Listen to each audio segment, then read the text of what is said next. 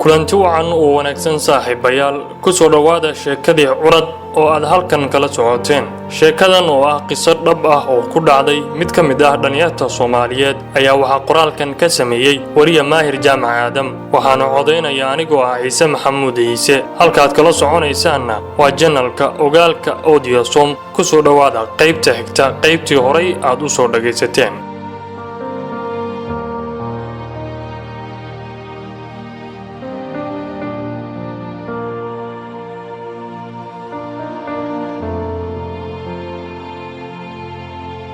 sida uu xikaas habeenkii uu ii yimid igu yiri qisadayda waxay soo bilaabatay habeen sidaan oo kale. habeenkaas oo ay dumaashaday Faadumo aragtay ninkeeda Maxamuud oo aad ula jahwareersan xisaabo ku taagan rag hubaysan oo xilli dhexe u yimid iyo isagoo ka walaacaya tallaabo uu qaaday oo haddaan annagu ka warhelno uu ka cabsaday inay dhaawacdo kalsoonida aan ku qabnay uradkii dhammaa ee gurigeenna.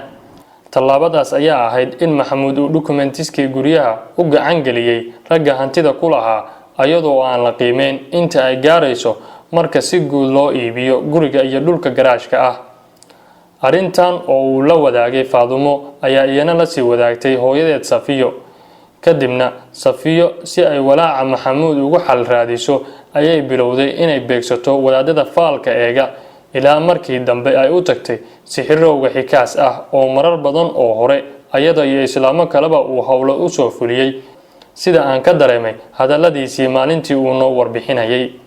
Safiya waxay aaday xikaas ayadoon cidna ogeysiin, laakiin marka ay la soo ballantay khamiista soo socota xikaas ayay wajahday qorshaheedii labaad oo ah inay gabadheeda Faadumo iyo Maxamuud hooyadiis oo aan u xoghaynba inuu xaalka wiilkeeda heerkaas marayo haatanna ula timid qorshe ah in loo tago wadaadkaas oo xirsi loo sameeyo wiilka murugaysan. laakiin markii loo tagay Maxamuud hooyadii anigana ah eedaday way ka biyo diiday qorshahaas, waxaana laga soo laabtay wadaadka ayada oo la isku mari waayay sida xaalkayga laga dhigi lahaa. waa nooca sixirka ah ee aniga la ii qabadsiin lahaa. waxay qaadatay maalmo in eedaday lagu qanciyo in wadaadka uu shaqadiisa qabsado. sidoo kale waxay Safiyo u sawirtay eedaday sida xaalku noqon karo haddii aan xal loo helin arrinta wiilka Maxamuud ah ee walaalkay ah, waayo waa nin ilaa 5 caruur ah korinaya, xaas leh, haddana ganacsade sharafkiisa maanta uu cidhiidhi ku jiro ah. waxaana lagu kalsooni geliyay maamada inaysan hawshan ogaan cid kale xitaa Maxamuud. kadibna maamada qorshaha sidaas ayuu kaga gadmay oo waxaa lagu noqday xikaas oo deegaankiisa jooga. waxaana la ii soo dooray qodobkii labaad ee xikaas uu noga soo sheekeeyay qaybihii hore, inuu markaas u soo bandhigay haweenkii ugu tagay in aniga jinka la ii adeegsado. mar haddii ay qodobkaas qabsadeen, xikaas wuxuu dalbaday in la ila kulansiiyo aniga oo wuu soo safray, waxaana la dejiyay guriga Maxamuud oo uu seexday 2 habeen. xikaas iyo Maxamuud halkaas ayay isku arkeen, laakiin Maxamuud waxaa loo baray xikaas wadaad la qaraabo ah sodohdii Safiya, sidaa awgeed maba uusan sii dabagelin. habeenkii la soo aadayay xaggayga waa habeenkii koowaad ee uu Maxamuud shakiyay, waayo isaga oo qoraal ku jira ayuu arkay wadaadkii iyo sodohdiis oo wada socda kana soo baxaya guriga. haddana xaaskiisa way huruday, isna halkaas ayuu kaga haray, laakiin wuxuu sugayay inta uu waagu ka dilaacayo. markay gurigeena yimaadeen waxaa iridda ka furtay maamada ama eedaday oo qorshaha qayb ka ahayd. waa xilli uu qof walba seexday qolkiisa, waliba aniga iyo Zahra oo dadka ugu dambeyn jirnay ayaa habeenkaas ku sugnaa qolalkeena. laakiin Zahra inta ay maqashay hadalka bannaanka ayay dadka hadlaya ka soo eegtay daaqadda ama dariishada qolkeeda. waxayna aragtay odayga iyo 2 islaamood, waa hooyadeed Safiya iyo oday aysan fahmin qof ahaan iyo waji ahaan. waa xikaas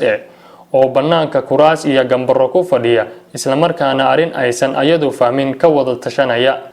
Zahra arrinkaas waxba kama soo qaadin, laakiin waa arrinka ay habeenkii dhawaa aniga igu lahayd. ileen marka wax lagu sheegaad wax karataa, oo inta ay ii wardoontay haddana aanay igu soo noqon, waayo xogta ay heshay habeenkaas maba ahayn waxay damiir ahaan ila hor iman kartay. dib ayaana uga garaabay arrinkaas.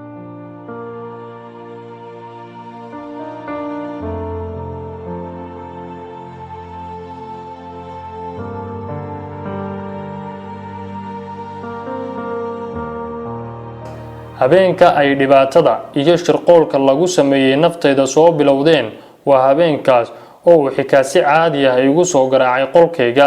wax badan ilaa aan anigoo indhaha isku haya ka furay iridda hurdada macaan aan ka soo toosay awgeedna aanan sii eegin qofka uu yahay kadibna kursigii maamada kali ah ay isticmaali jirtay kusoo fadhiistay dhinaca ku beegan madaxayga oo uu bilaabay inuu madaxayga saaro gacantiisa asaga oo jinka iyo sixirka igu tallaalaya anigana wuxuu ii huray madaxa sida in dab la iga qabtay oo waa taambooday haddana waxa uu aqrinayay ee ficilka shaydaan ahaa oo uu ku darayay magacayga oo saddexan ayaan u qaatay sida in dadka dunida jooga oo dhan hal mar ay magacayga ku wada dhawaaqeen oo isla markiiba aan hurdada ka soo booday dhawaaqa naxdinta leh ee maqalkayga ku soo dhacay awgiis soo baraarugayga xilligaas ahaa xikaas uguma jirin qorshaha oo waxay ka fashili gaartay hawshii sixirka ahayd ee uu ila maaganaa laakiin wuxuu ku guulaystay inuu i tusiyo muuqaalka gabadha jinka ah ee uu qorshaheeda ahaa inay nolosheeda cabsi iyo waalli kusoo kordhiso gabadhu way ooyeysay sababtuna waxay ahayd inay rabtay inay gudahayga ku noolaato haddana way hurdaysneed sababtuna waxay ahayd inaan mar walba afkayga ku hayay kelmado xijaab ah oo aan isaga naarayay shaydaanka iyo waxa naxdinta leh ee i toosiyey si la mid ah habeenkaas waxaan ku seexday anigoo qaba weysada salaada cishaha oo aan tukaday markaan qolkayga kusii xoroonayay waxaana u malaynayaa inay weysadaasi tahay midda qalqalka gelisay xitaa sixiroolihii xikaas ahaa ee doonayay inuu i dhibaateeyo waxaana aan ahaa habeenkaas mid laga xifdiyey xagga leh ilaah baa mahad leh alla ayay u sugnaatay awoodda oo dhan waxaan ahaa maskiin aanay niyadiisa ku jirin inuu cidna dulmiyo laakiin loo dhigay shirqool aanay aadmigu ka wada baxsan karin laakiin ilaah ayaa ah xifdi oo dhan midka uu u sugnaaday oo ruuxa uu amni siiyo ayay nabad iyo ammaanaba u wada sugnaadeen waxaa kale oo isla habeenkaas dhagahayga iyo dareenkaygaba laga xidhay waxa ugu muhiimsanaa ee uu xikaas doonayay inuu ku qifilo maskaxdayda waa midda aan lahaa waxaa jiray hadal dardaaran aan mooday oo uu xikaas igu yidhi ayadoo uu dareenkayga maqan yahay haddaba waxaas ayaa ahaa kelmado shaydaan oo ilaahay nafteeda ka xijaabay mar dambe oo aan xikaas weydiiyey wuxuu ii sheegay markii uu wuxuu aqrinayay ay ka bedeli waayeen naftayda uu go'aansaday inuu iga tago waatan uu markiiba ileeyahay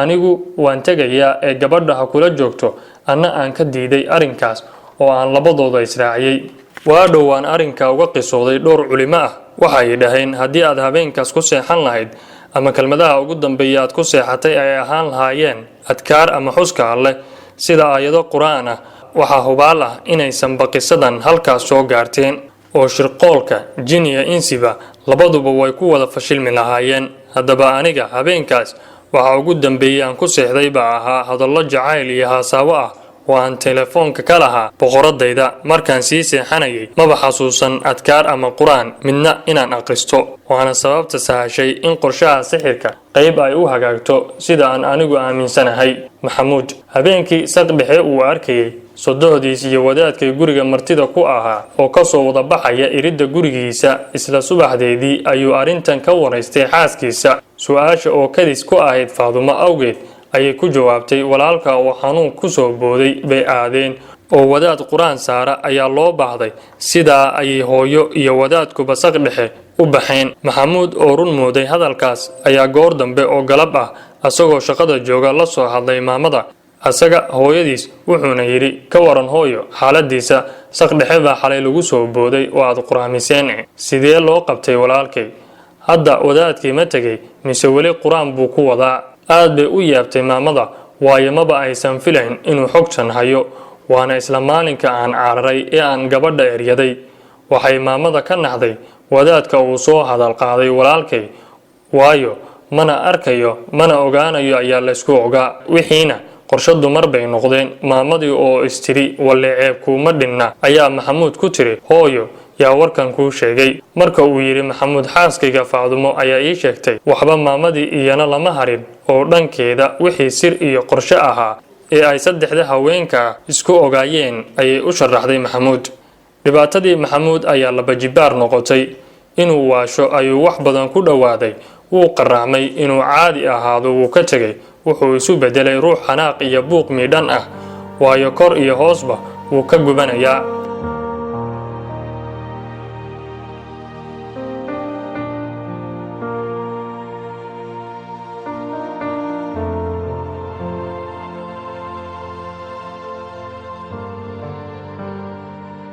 marka loo eego xaaladayda tan maxamuud tayada ayaa noqonaysa riwaayad yar oo qayb lagu qoslo leh laakiin tan maxamuud innaba nafis ma lahayn taas ayaa sababta uu maxamuud u haleeli waayey inuu si degan wax iga dhaadhiciyo oo isagoo ah kan keli ah difaacayga iyo badbaadadayda nolosheeda raba haddana aan uga fahmay midka raba aniga waalidayda maalinka ay isaga iyo maamada wada qaadanayeen kulankii gaarka ahaa ma ahayn aniga cidda uu cadhaysnaa ee waxay ahaayeen saddexda ruux ee kala ah hooyadiis sodohdiis iyo xaaskiisa ee aaminay khuraafaadka laakiin aniga ayaa ahaa midka isku soo taagayay mar walba walaalkii ka weyn maxamuud shirka maamada iyo maxamuud ee aan lahaa adiga lagugu shirqoolayaa weliba sababay inaan xaafadda ka cararo wuxuu ahaa mid uu maxamuud kula doodayay hooyadiis sababta loogu ciyaaray nolosheeda wuxuu lahaa yaa idiin dirsaday arrintan sahro oo maqashay hadalkii ugu dambeeyey ee maxamuud oo ah waa in ninkan hadda laga gaaraa oo la geeyaa meel qur-aan lagaga aqriyo waa midda ayadoo ooyeysa ileh war carar ka baxso meesha igu soo oroday anna sidii ku baxsaday maxamuud markuu ogaal helay qisadeeda oo uu dhan walba ka waraystay ayuu bilaabay inuu ila raadiyo cilaaj wuxuuna dhinaca kale sodohdiis iyo xaaskiisa ku qasbay inay u sheegaan halka uu joogo xikaas markii ay u sheegeen ayuu kaxaystay boolis oo soo xidhay markaasna waa markii ay xaaladayda aad u sii dheeraanaysay weliba bilo sii marayso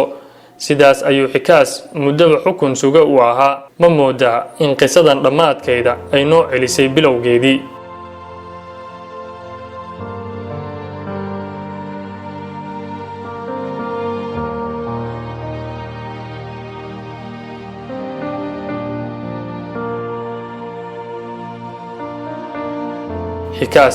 xikaas laba jeer ayaan la kulmay intuba weydiinta sharaxaadda cararkaygii iyo gurigii lagu muransanaa waan ka ilaaway laakiin waxaa la geeyey maxkamadda oo waxaa lagu xukumay 6 sano oo xarig ah maalinkii la saarayay maxkamadda ayaan u dhowaaday oo aan wax ka weydiiyey siri arrinkan laakiin wuxuu ahaa nin ka cadhaysan in maxkamadda la soo taago maadaama taliyuhu uu horay ugu ballan qaaday in la cafinayo haddii uu hadda dambiga qirto sida awgeed ayuu yidhi waxba kama ogi waxa aad ka hadlayso wiil yahow idhaaf anigana waxaan is iri yuusan quruumo kale kuu soo adeegsan ee ha ka cadhaysin ninkan oo waan isaga gaabsaday weydiimahaas laakiin weli jawaabteedii ma helin qoyska maamada way soo laabatay maxamuud furiin uu la damacsanaa xaaskiisa waa la baajiyey anigana qoyskaygii oo dhan waan cafiyey qur-aan baa qisadii lagu soo xidhay waxaana aniga la ii go'aamiyey inaan meel gaar ah dego oo maadaama uu xikaas horay u yidhi waxaan wuu arkayaa intuu keligiis yahay ayaa si aan waxaas uga badbaado reer la ii dhisay waxaana la ii guuriyey gabadh qalanjo ah oo la iga soo xulay tolka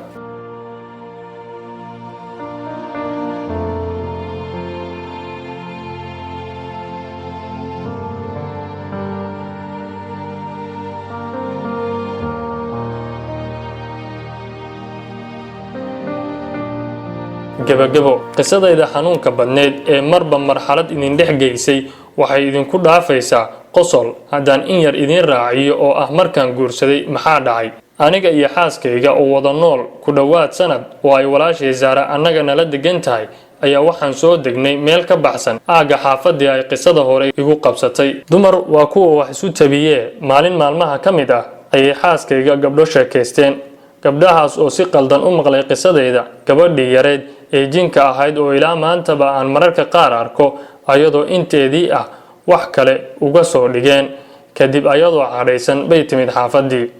waxayna arki jirtay ayadoo qur-aan la saaro mararka qaar oo la idhaho gabadhaas allaha kaa madoobeeyo xaaskaygii oo si kale maskaxdeeda uga shaqaysiisay uunbaa galab hadal iiga bilowday waryaa maxaadna mooday aniga hee qaali maxaan ku mooday waxay tiri aniga oo ku garab jiifa naagtan aad habeen walba niyadda ka sawirato ee ayada uu kuu muuqata maxayna dheer tahay waryaa oo haddaad ayada jeceshahay ma annaga ku soo xoognay maxaad u guursan weyday waxaan ku idhi intaan qoslay ileen dumarow jinkiinna iyo insigiinna xitaa waad is urisaan